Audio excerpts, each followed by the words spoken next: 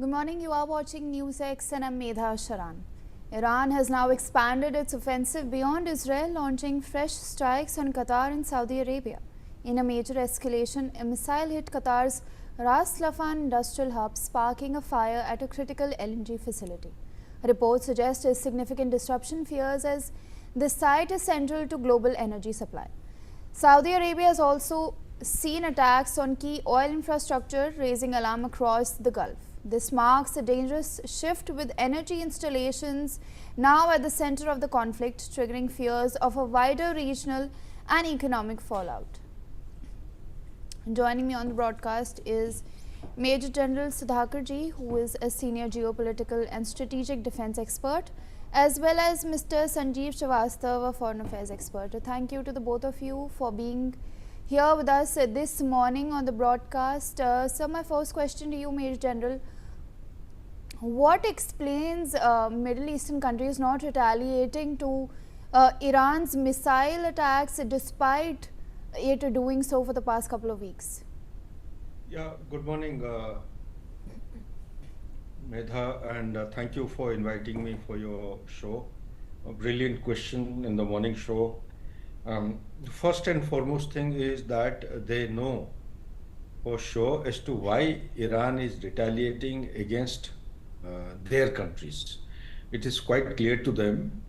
Iran has been giving them warning even before the conflict started, in response to the threats given by Donald Trump, that this is going to, add on to the regional conflict and the sphere of expanding sphere of conflict zone.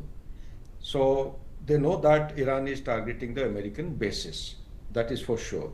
Second thing, they are mature enough to understand that if they respond back or retaliate to Iran's retaliation, it will only lead to further conflagration of the current ongoing conflict. That means their economic centers of excellence will be hit. If the economic centers of excellence, meaning what? It is the oil, and which has already started becoming the target. Once that is hit, then their revenue generation, the primary source of revenue, is going to be impacted. If the primary source of revenue is impacted, thinking regionally and locally, because when the house is on fire, one really thinks about what is going on beyond the house. You are trying to safeguard your own house. So the best way to safeguard the house is the people who had actually come to give them protection. The same people are turning out to draw fire. That means they have become targets. Therefore, there is a consideration at the moment to think whether those American troops who are there to protect them, are they good enough? And third and most important point is, whether we agree or not, they are of the same religion. Shia-Sunni divide is there, all right, but Iran, being a Shia-dominated country, has actually been in the forefront for a larger good cause of the Sunnis, that is the Hamas. And Iran is the only country, rather it is the country which has been fighting for two-nation theory as a lead nation, as a Shia-dominated country. And two-nation theory is being actually done away with by Israel and USA.